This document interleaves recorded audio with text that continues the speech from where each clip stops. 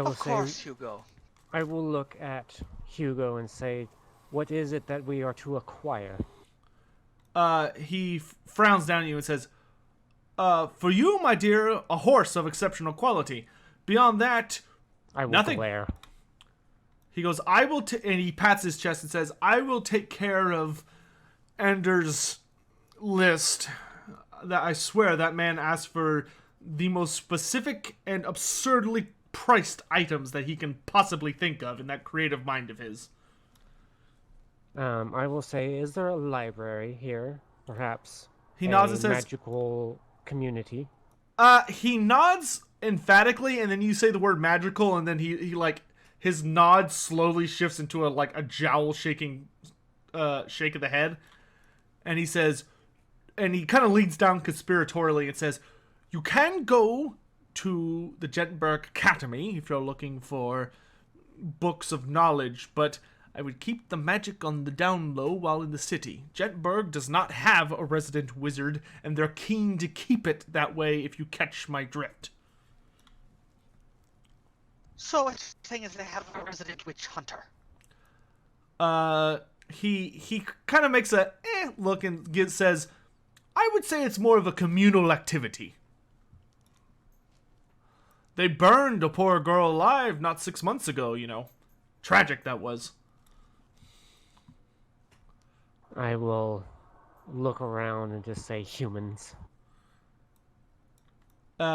He doesn't really argue with that at that point. He kind of just gives a look and then sits back up and says, remember, the Cathedral of the Gods, when you're ready to leave. I'll need at least 3 days to acquire everything that Anders wants, though feel free to take your time. It's been a while since I've been here to visit some old friends. And he gestures to the driver, and you hear a whip crack, and they languidly head off into the city. Alright, we're going back to that troll inn to get ripped off. The pickled troll, I think it was. That is what it was. If that's where y'all want to go. No. Well, I suggest we avoid the temples on the way there. We don't want Vertstadt getting peckish and eating some fruit again. I will look at Verstadt and say, make sure that you keep your money on hand. You wouldn't want it to suddenly disappear into the wind and be back where you were. I get what you're saying. I will. Do you? Pat my pouch of money. Alright, if y'all want, y'all can find a new inn to stay in if you want to look around and check out some options.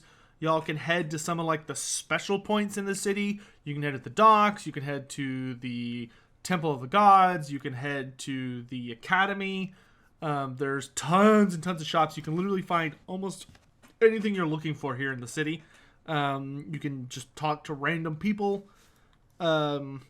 Y'all are kind of let off the leash here to do whatever you want to do and get some shopping done for any items you need or anything like that as well. Alright, well, first I want to gossip around with some local halflings to get a good spot where I won't get ripped off to stay at an inn that I can suggest for the group. Okay. So just a gossip test? Yeah. Average, difficult? That's average. Oh yeah, you are easily able to talk up some of the local halflings, and they are all too emphatically impressed with your seemingly military look compared to the typical halfling. And they tell you that the best place to go for the best deal while also making sure to actually have food that won't give you worms in your belly is probably to go to there's a shop called the Harpy's Talon, and that's the ideal inn for someone that's only staying for a few days to a few weeks. I'll nod, give them my thanks, and pull out a chocolate covered nut or something that I nipped off Anders' table and hand it to him. Okay, they probably begin aggressively competing and fighting for it before one of them manages to eat it. I will go back to Verve and Vertstat.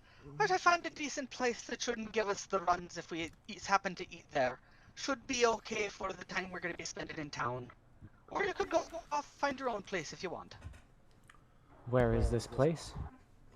That's the Harpy's Town. It's just a few ends down the road. Take a few twists down the street and you should be right there.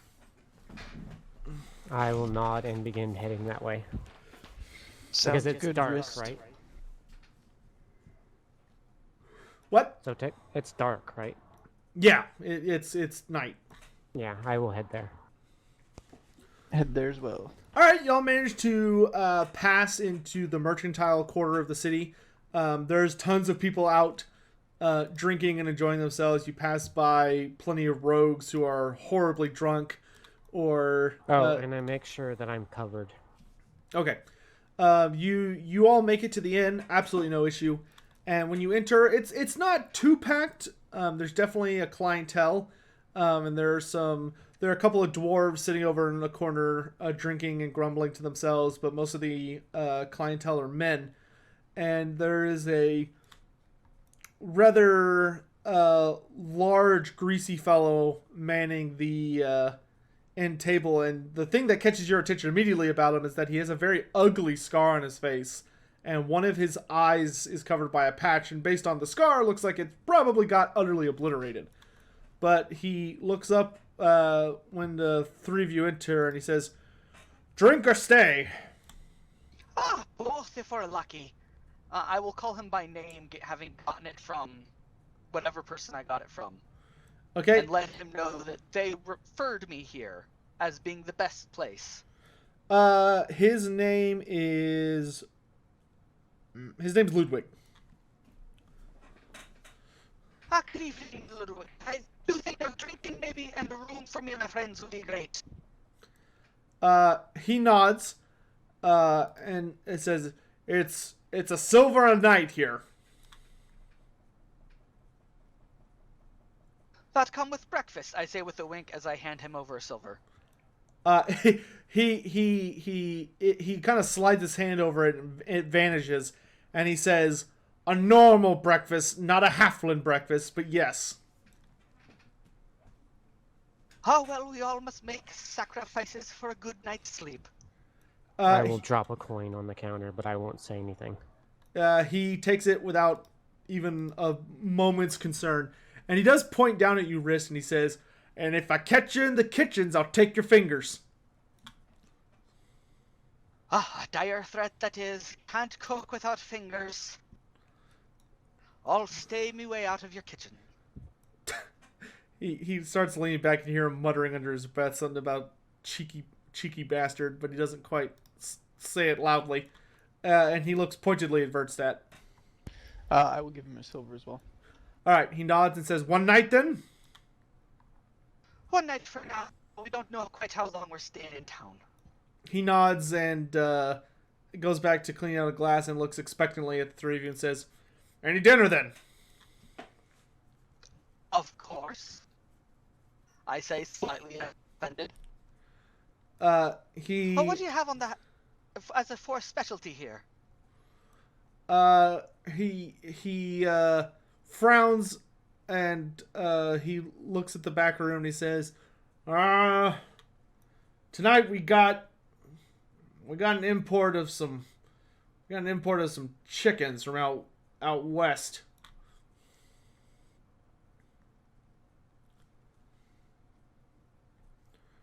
And then chicken roasted, is it? he turns back to you and goes, "Roasted. You can have it roasted. You can have it pie. You can have it over an open flame. We also got bacon stones, but only the dwarves usually pick that."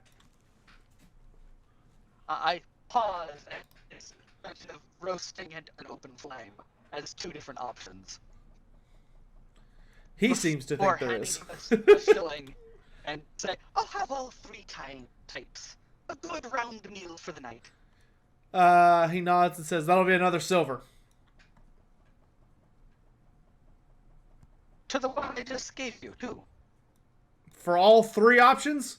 Yeah. Too bloody silver for 3 pieces of chicken. He leans forward and says, "Those are fine chickens. We make sure they ain't got no parasites, no blemishes, no rot. They're expertly cleaned, and they're actually cooked. We don't just burn them and give you whatever's left, like they would down the street." Sotek, I want to haggle. And the way I want to haggle is instead of, like, dickering about money, I want to just basically point out all the different ways he hasn't mentioned of preparing and cooking chicken. Okay. As a, well, but you didn't do this, so it surely isn't worth that much. Okay, go for it. Alright, you begin to talk his ear off, and you can see that this is probably a discussion he has had many, many times with members of your race, and he just sort of deflates a little bit and groans into his hand and says, he goes, "Fine, I'll do it for eight brass, but I ain't going lower than that." Alright, I will tell him he can keep the change of the shilling I gave him for food. So you're giving him the shilling anyway? Yeah, I just didn't want to pay 2 shillings. I'm not a cruel halfling. I understand that there's an honest bit of work and a decent meal. Wait, just to 2 clarify. shillings is a bit too much. Just to So clarify. I paid 1 shilling for food, and I already gave him a shilling for food. So I've given him 2 shillings already. Okay, sorry, there was an misunderstanding. I thought, no, he wanted 1 shilling for food, 1 shilling for your night and breakfast. Okay, then yeah, I agree to it, because that was Okay. the amount my halfling considered was good for a good, honest meal. Okay, yeah, that's That fine. included 3 meals. He takes care of it, and he tells you to sit down, and it'll be a few minutes. I will check out the rooms. Alright, you head up to your room. It's nothing to write home about, but it's not a complete disaster. There doesn't seem to be any infestations in the bed. It's actually, like, not completely... It's not made out of, like, furs. It uses actual, like, bedroll sheet material. Like, it's nicer than what you usually stay in when you visit human towns. You can see the floor. Oh. It seems they, like, spread water over it and, like, kind of clean it every once in a while. There's no blood stains. Fancy. I will set down my things and just sit on the bed for a while. Okay. Remember, you do need to eat at some point. Verstappen will stay downstairs to eat first, and then we'll go to his room. Okay, what do you want to eat? Like a normal size meal? Normal size meal, one of those chickens you were talking about. Alright, he'll only charge you 4 brass. Nice. Yeah, I will come down and ask for a small meal. Alright, he looks at you, Ver, for like a good second, and then he kind of like leans towards you conspiratorially, and he says, "Do you want from the menu, or do you want a special order?"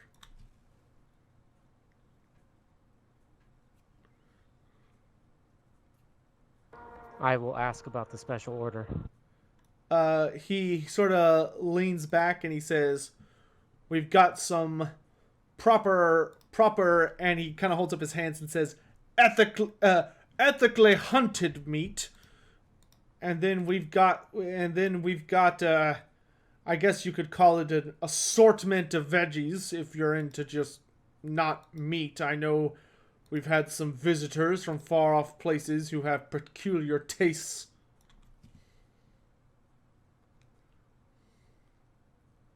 I will look at him and say how much for the ethically hunted meat. He scratches his chin and he says, "If you want, we got some prize deer that goes for 6 pennies a serving, or we've got some pheasant that goes for 2 pennies a serving, but you're probably gonna want 2 of them for a good meal." I will say I will take the 2 pheasant Peasants. I knew it! They eat people! Pheasants, and I will ask him about his wine. He nods and leans back to yell an order at somebody, and then leans forward and he goes, "We got wines. We've got a few exotic but not too pricey brands from over the seas. We've got I will look at him and, like as he's talking, and I will stop him and say, I have had a hellish week in the bowels of this empire. I need something good to settle my mind. Do you have anything like that? he kind of thinks for a moment and he goes, I know just the stuff. I'll get you a glass for 6. I will nod.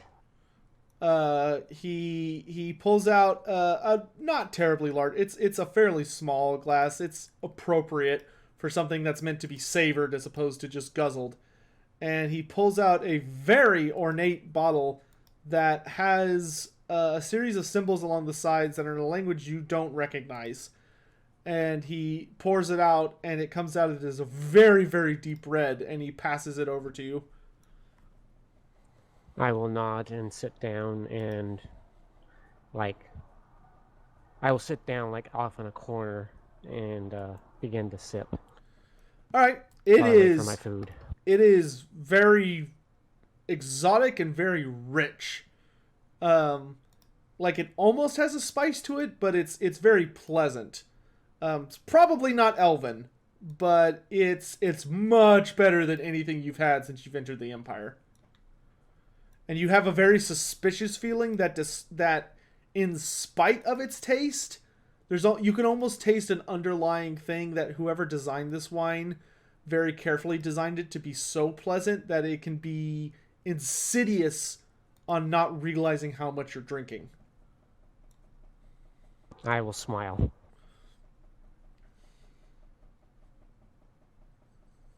All right, you all finish up your meals. Do you want to do anything over the evening or just call it the night? Is it still some light outside sunset, or is it night? No, it is night. The sun is gone. I'll ask around about how late the academy scribes stay up. You get very quickly informed that they won't open until the sun's back up. They don't keep up at night after a few. Young nobles in particular took to trying risque activities, thinking no one would find them. Ha! Always spoiling everything for everyone else. I will just trudge up to bed. Verstadt will also go to bed, fairly exhausted from seeing a horse almost decapitated. All right. Day 1 complete. I need to roll something real quick.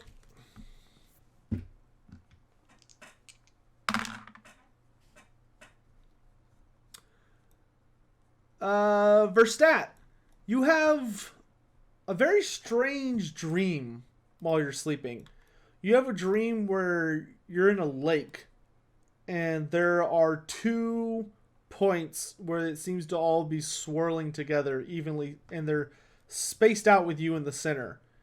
And all of a sudden, from those points, the water you're in, which is a clear blue, starts to be tainted a deep crimson red. And as it spreads out, you feel a sharp pain, and you wake up.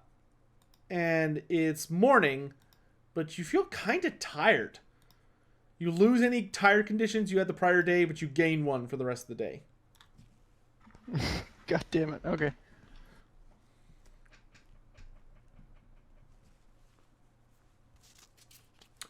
Ooh, that reminds me I need to check something. What do y'all want to do? I head to the scribes first thing. I will offer to guide whoever else is here to there if they aren't used to being in cities. I think we should say Verstadt sleeps in or something, because I'm pretty tired. All right, that is A-okay. You can sleep in, and I will deal with these two for a little bit before we call it. Sounds good. All right. Okay. I will Thanks go for joining us, Aztec. Yeah, thanks, guys. Have a good night, man. Good night, Have a good fatigued one, man. person. Nice one, guys. I had a good time. with. Even yawns for us. Good job. Later. Bye. User disconnected Bye. from your channel. All right, my only restriction on this is I will not reveal any plot-relevant things. Y'all can, like, shop, but if you, like, want to go to the temple and do research or do anything that might be interesting information, I will stonewall you. Okay. All right. Well, I had something like that, but I figured the scribe would take a while to get the research done. Yeah, that's fine. You can get some stuff started like that. Yeah. So I will find Verve and ask, did you want to head to the scribes? I was going to go get some work done. I will nod. And All you, right. you seem like the library sort of person. I say that is one of the places that I must visit. All right, I have a pretty absurd gossip, and I get someone to give me directions to the academy. Yeah, that's fine. You won't need a test for that. It's not terribly hard to find. It's one of the larger buildings in the city.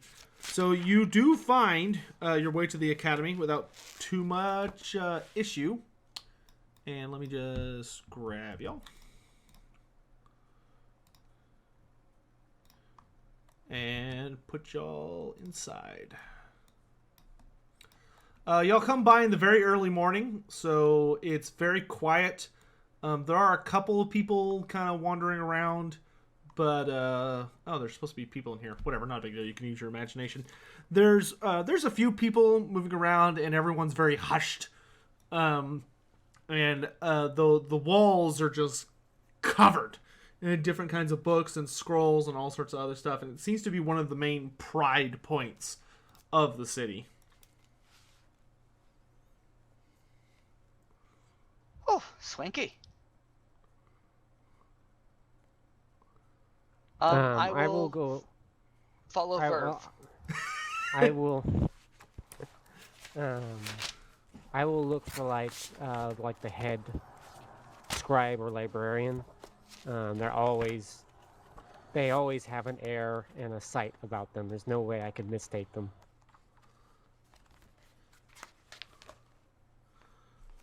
Okay. There is a gentleman who has a larger hat than the others, and he looks quite a bit more elderly. Do people defer to him? They seem to. I will walk up to him.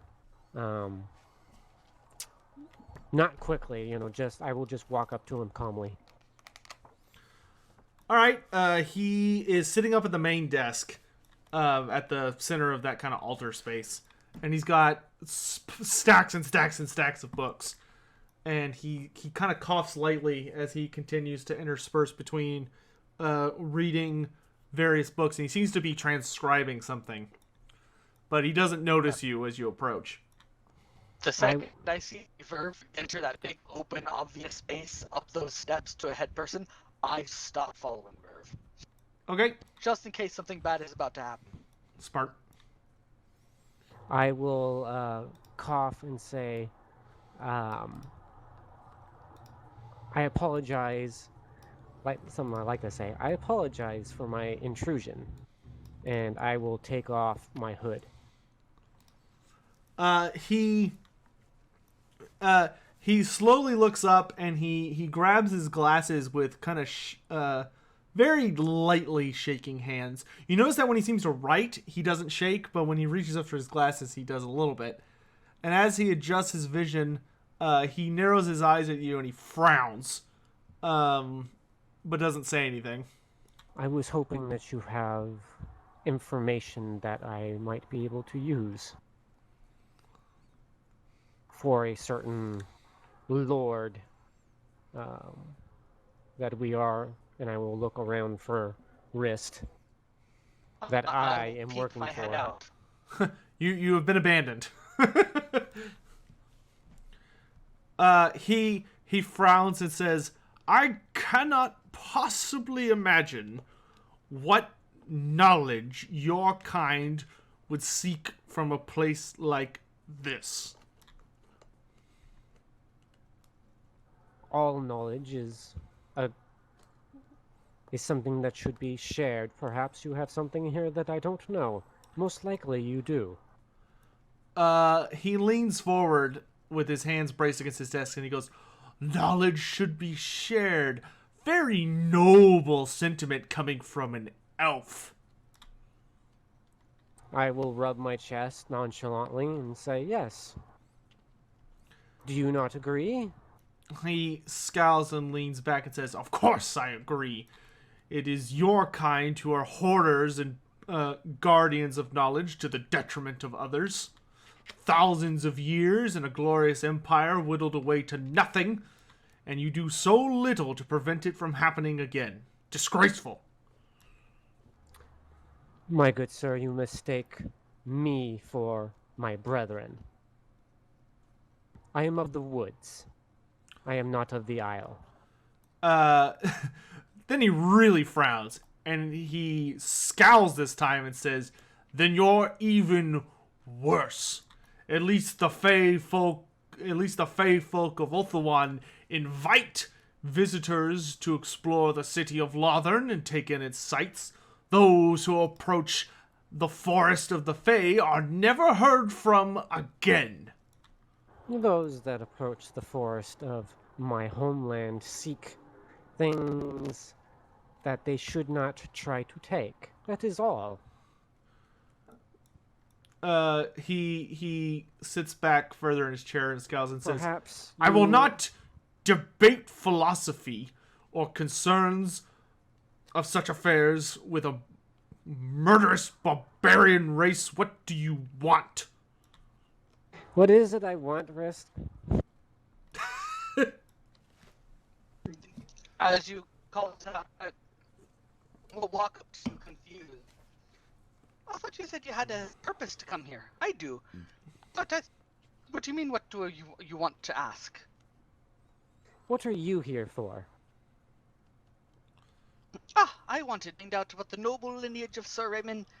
I need to pull up his last name. Perquin. And about some of the groups currently in the employ in the Silverwood Company. I thought that there may be some knowledgeable scholar of genealogy and heraldry and such things that would know of the people I am currently about to associate with. The man's eyes shift from the elf down to the halfling, and he softens quite a bit when he looks down at the halfling, and he says, he frowns and says, what business do you possibly have with Silverwood? I was recently hired as a guard at their camp. Also a cook. They are quite desperate there. Do you know that Hagerdorf has never even known what a pie is? Truly a sad state of affairs for the Empire. He looks up and at Verve and he frowns again. And he says, I will assist you in a moment, but you are not welcome here. What have I personally done to offend you, good sir? He narrows his eyes and says, I have no personal qualms, but I cannot turn a blind eye to the atrocities committed by your folk on the good people of the Empire.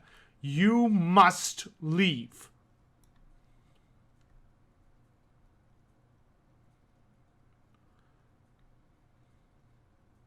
What if I am assisting a Bretonnian noble? That is my goal. Is Is that something a terrible, vicious Fey would do? Assist a Bretonnian noble? He lets out a very incredulous long laugh and says, any Bretonnian noble who accepts a favor from one of the Wood Fae is either deranged, naive, or poisoned. No doubt you've used your devilish magic to ensnare his mind. The only way your kind would have dealings with Bretonia is to stab them in the back. Do you know of the Perquin heritage? He reaches down and he picks up a small little bell and he rings it. And you notice a couple scribes start flocking towards the three of you. I want to start rolling up my my magic. Like, I want to start feeling that power. Just kind Okay. of like sizzle. Can I try to charm this situation down? You could try. 'Cause these scribes don't look like they're coming with like scrolls and things. This looks like an escort, say, out of the building or getting. They don't look like they're like there to fight, but they do look concerned.